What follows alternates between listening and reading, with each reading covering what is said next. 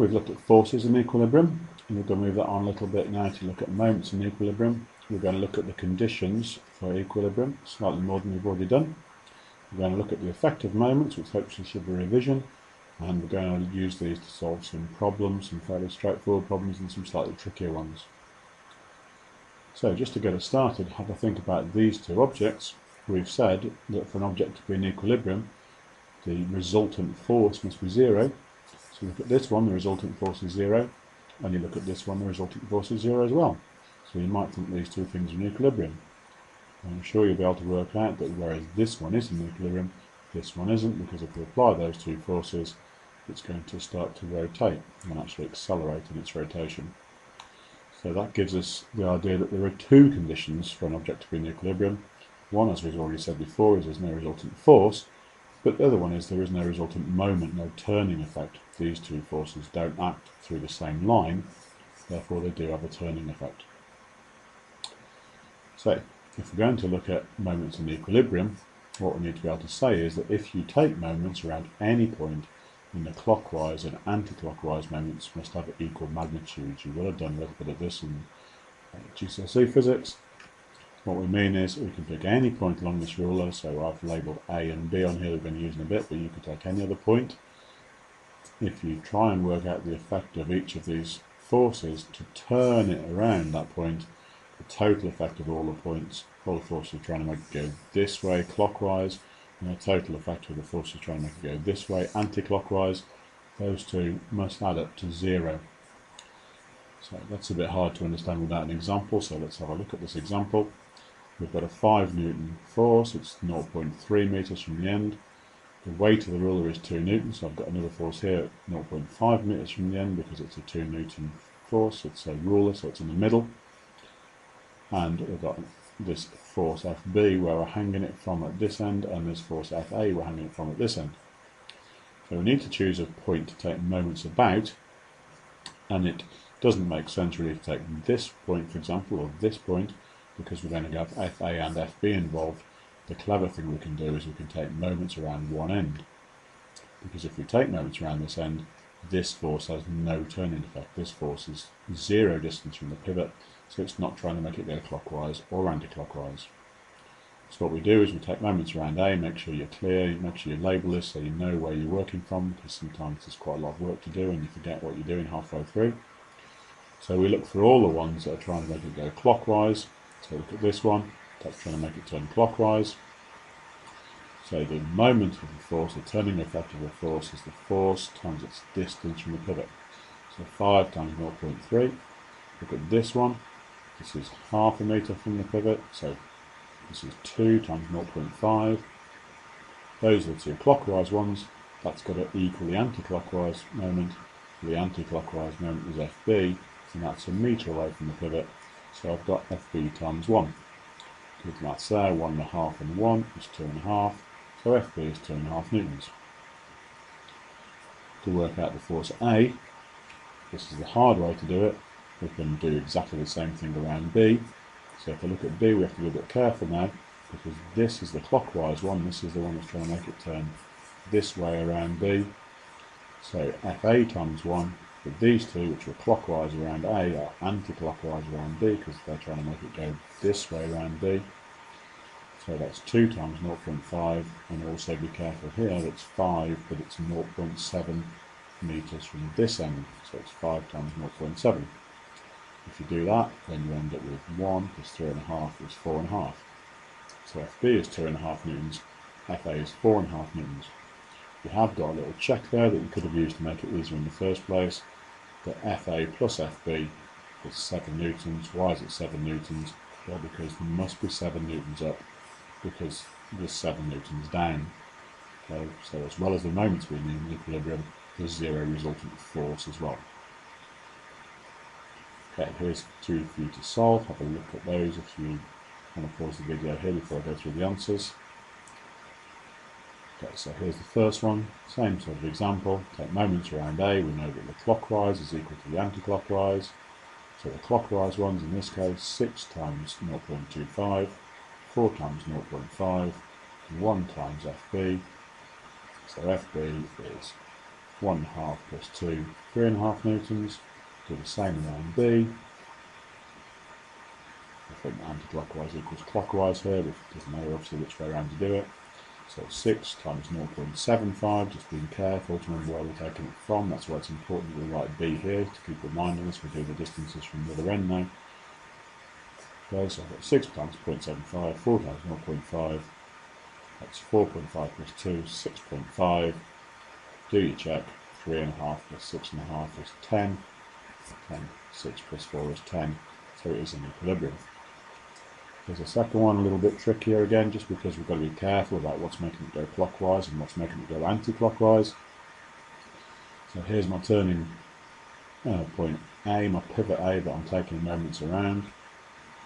So have a look and see if you can see which ones are clockwise and anti-clockwise.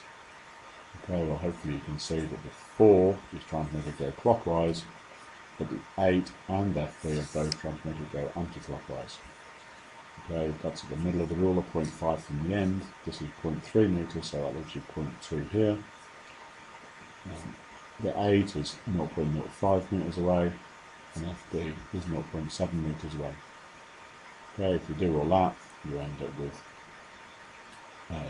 multiply that out, get 0.4, take it on the other side, you end up with 0.4 over 0.7, 0.57 newtons at FB. If you're quick here, you could just work out, you've got to take that away from 12. But if you want to do it properly, do the same thing around B. Okay, the clockwise one is now 0.7 FA. These two are both going anti-clockwise around B. That adds up to 8.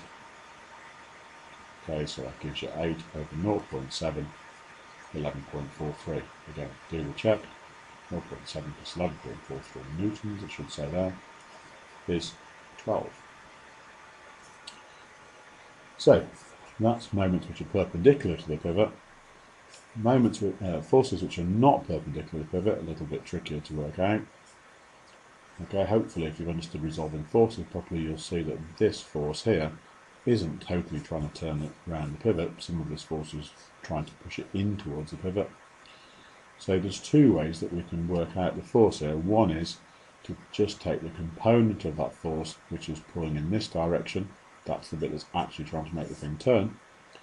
Or the other way is to try to work out the perpendicular distance of that whole force from the pivot. And you might think it's a bit silly to have two different ways of doing it, but what we will see is that sometimes one way is easier, sometimes the other way is easier. It's handy for us to have both to use according to which method is working best. So let's have a look at the left-hand one first. Here's the diagram again. Okay, so one way to do this is just to take this force and resolve it. So this component of the force is 10 sine 30. We've then got 10 sine 30, 3 meters away from the pivot. All we've got to do is 10 sine 30 times 3, stick that in the calculator, it's 15. In order to do the perpendicular distance from the pivot on this one, what we'd have to do is extend that line, take a perpendicular distance here, so this is a right angle. Okay, we've then got to work out the length of this line D. Well, we've got a triangle, we know this is 3 meters, so we can use sine to work out how long the line is. This line becomes 3 sine 30. So now we've got a 10 Newton force, the distance D from the pivot, that's 3 sine 30, 10 times 3 sine 30, 15 Newton meters. Obviously we get the same answer, but I think you'll agree that this method is easier. So you might say, oh, let's always just do it that way, but here's our second example. Okay, so if we look at finding the component and the distance, this is a ladder which is leaning against a wall. It's 4 meters from the ground to the top of the ladder, and there's a reaction force here of 50 newtons. We want to find out the turning effect of this force around the pivot at the bottom here. How do we do this? Well, we need to know the perpendicular distance, and we need to know the component of the force. So let's have a look at the component of the force first. We're going to need to find this angle in here. That's a little bit tricky, so we've got to do a Z angle there to get that to 60. And we've got to take that away from 90 to find this is 30. Then we've got to work out that the component of that force is 50 cos 30. Then we've got to work out this distance here. Well, here's our triangle. This is the hypotenuse of the triangle, so sine 60 equals the opposite 4 over the hypotenuse D. D is 4 over sine 60. That gives us the moment is the force, 50 cos 30 times the distance from the pivot, 4 over sine 60. Then we have to notice that cos 30 and sine 60 is the same thing, and therefore we end up with 50 times 4, which is 200. On the other hand, we could have just said, here's the force of 50, this distance here is 4, so the moment is 50 times 4, 200 newton meters. Again, in this case, I think you'll understand that this is a much easier method, so don't worry about that too much, do it this way. Okay, here's a quick application of this, just to see if we've got it. So we've got a pub sign of 140 newtons in weight, it's suspended from a bar of length D. We actually don't need to know this length, we'll find out in the end. It's tied then to the wall at an angle of 40 degrees. Can we work out the tension in this chain to hold it up? Well, there's a force going on here which is a little bit complicated, so wouldn't it be a great idea to take moments around this point, and then we don't have to worry about that force. So first thing we've got to work out is where to take moments around, this point here.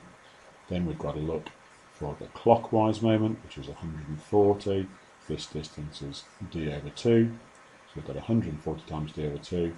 Then we can take the component of t that's going in this direction, that's t sine 40, and that's the whole distance d away. So we've got 140 times d over 2 equals t sine 40 times d. A little bit of algebra, 140 divided by 2 is 70. dt sine 40 becomes d sine 40 times t. Notice the d's cancel out, so it doesn't actually matter how long the sine is, as I said. So these cancel out, we just get this, we divide by sine 40, and we end up with a force of 109 newtons in that chain.